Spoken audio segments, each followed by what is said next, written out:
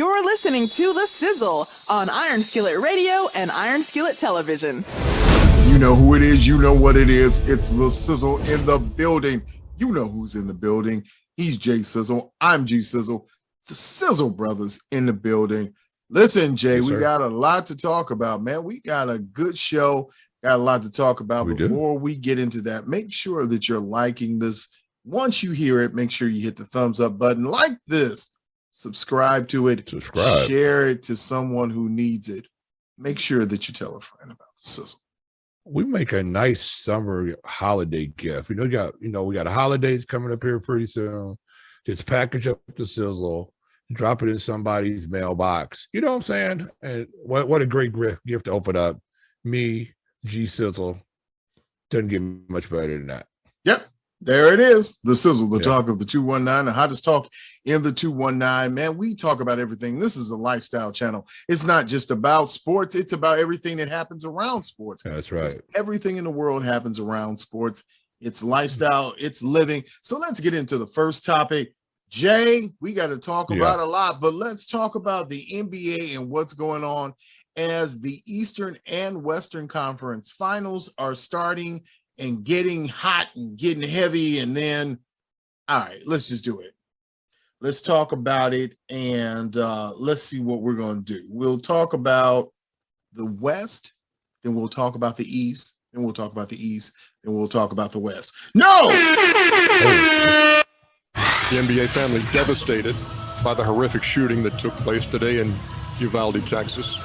Our thoughts and heartfelt condolences go out to the victims' family and friends and the entire Robb Elementary School and Uvalde community. Short time ago, Steve Kerr had his media availability. Listen. I'm not going to talk about basketball. Nothing's happened with our team in the last 6 hours. We're going to start the same way tonight. Any basketball questions don't matter. Since we left shoot-around, 14 children were killed 400 miles from here,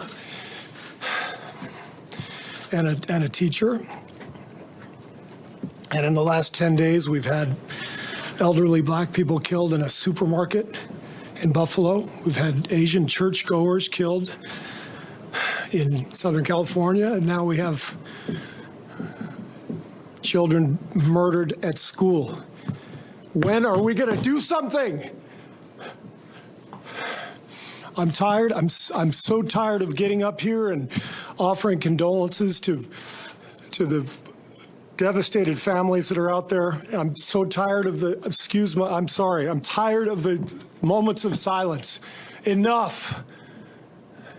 There's 50 senators right now who refuse to vote on H.R. 8, which is a background check rule that the House passed a couple of years ago. It's been sitting there for 2 years. And there's a reason they won't vote on it, to hold on to power. So I ask you, Mitch McConnell, I ask all of you senators who refuse to do anything about the violence and school shootings and supermarket shootings, I ask you, are you going to put your own desire for power ahead of the lives of our children and our elderly and our churchgoers? Because that's what it looks like. It's what we do every week. So I'm fed up. I've had enough. We're going to play the game tonight, but I want every person here, every person listening to this to think about your own child or grandchild or mother or father or sister, brother. How would you feel if this happened to you today? We can't get numb to this. We can't sit here and just read about it and go, well, let's have a moment of silence. Yeah, go Dubs, you know. Come on, Mavs, let's go. That's what we're going to do. We're going to go play a basketball game. And 50 senators in Washington are going to hold us hostage. Do you realize that 90% of Americans, regardless of political party, want background check, universal background check? 90% of us, we are being held hostage by 50 senators in Washington who refuse to even put it to a vote, despite what we, the American people, want. They won't vote on it because they want to hold on to their own power. It's pathetic. I've had enough. Any of that. Because at this point, we need to talk about something that's beyond basketball. and the seriousness of what's Okay. going on around the world and around the country.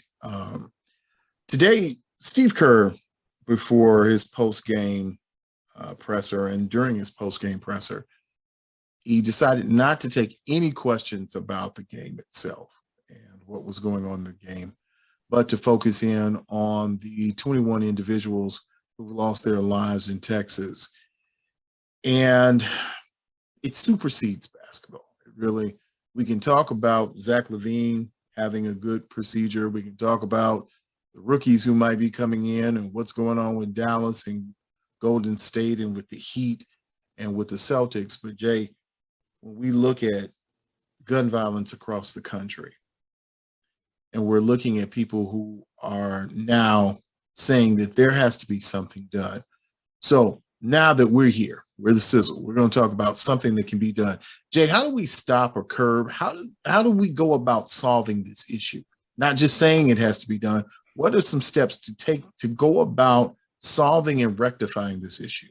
Well, number one, I think you really need to have universal background checks for gun owners.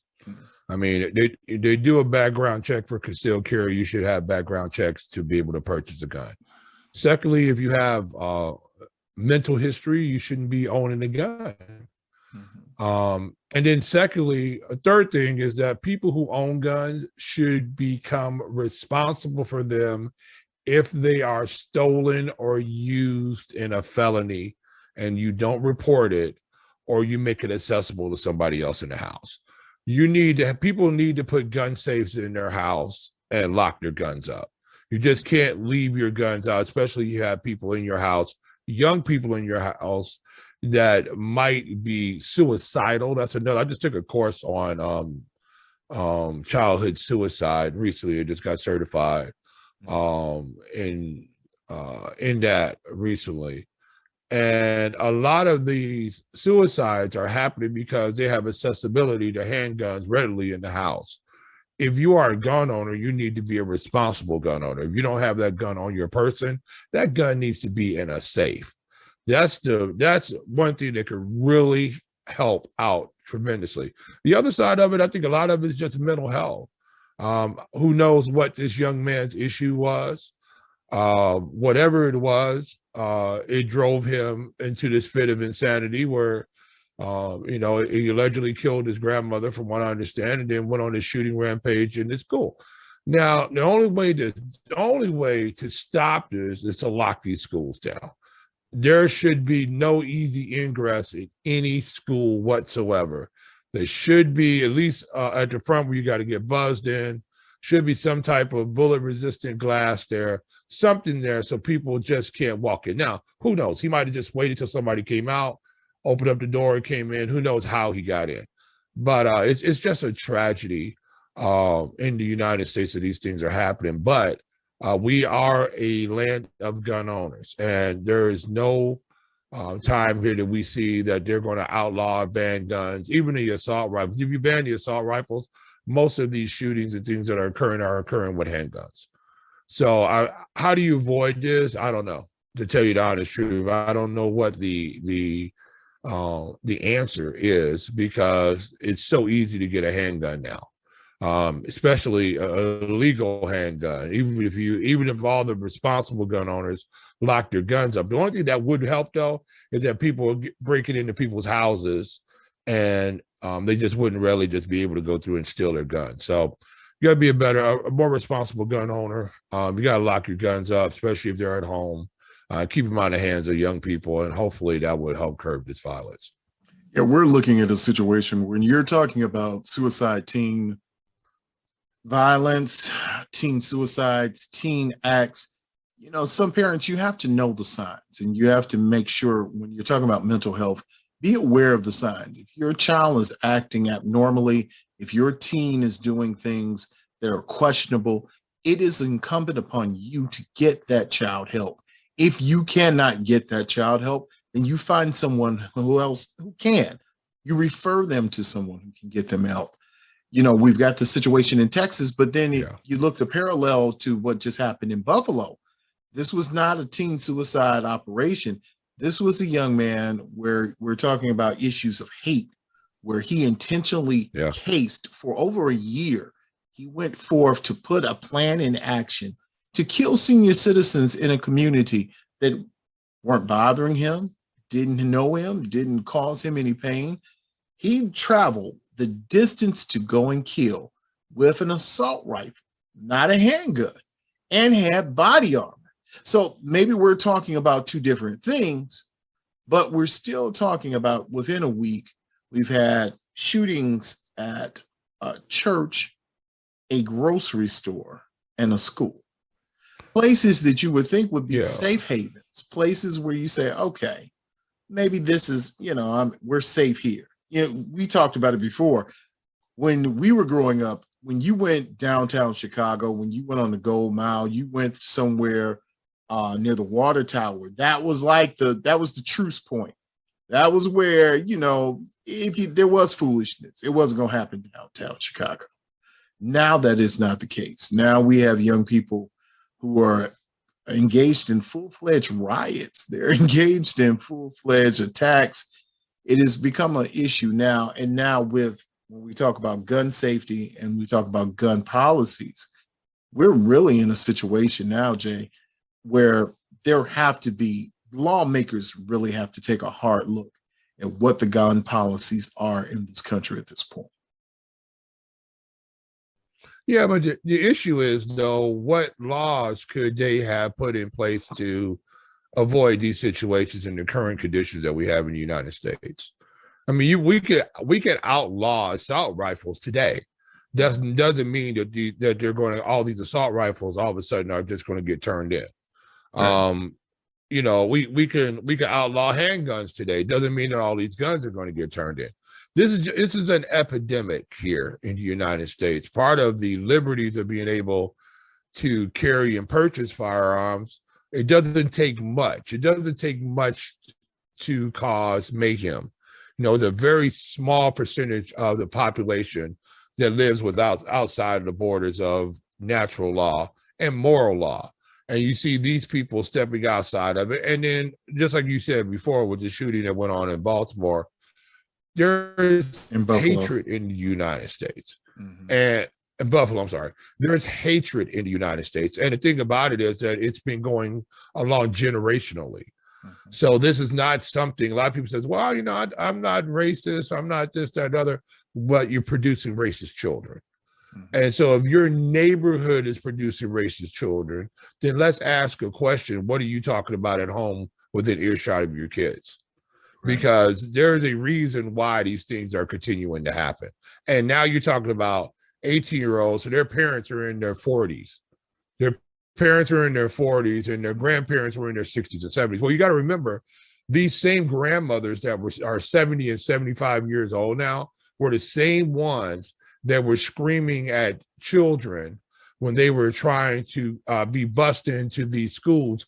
When these say 70-year-old grandmothers, they were all 18 years old, talking about, and I'm not going to say the N-word, but they were screaming at them at the top of their lungs. Your grandmother was doing that. So if you have hatred that's going on down to these 18-year-olds and things like that, what are they hearing at home? And I guarantee you that there is not a love is being preached in that house about to your fellow man. I guarantee, because the fruit don't fall far from the tree. So if you see hatred coming, especially in these neighborhoods, then you can rest assured that that's being talked about when they're not mixed in of people of color. I watched a lady the other day say she wished it was back.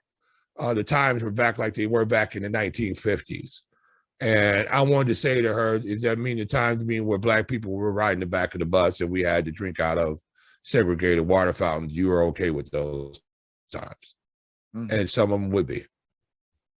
Yeah, the biggest thing that I'm looking at is that we have a generation of individuals who are okay with racism and the effects of white racism in America. They're fine with it, and they have gotten comfortable, and they're in position to be comfortable with it. So, and it's funny, Jay, that leads us into something else that we're going to talk about.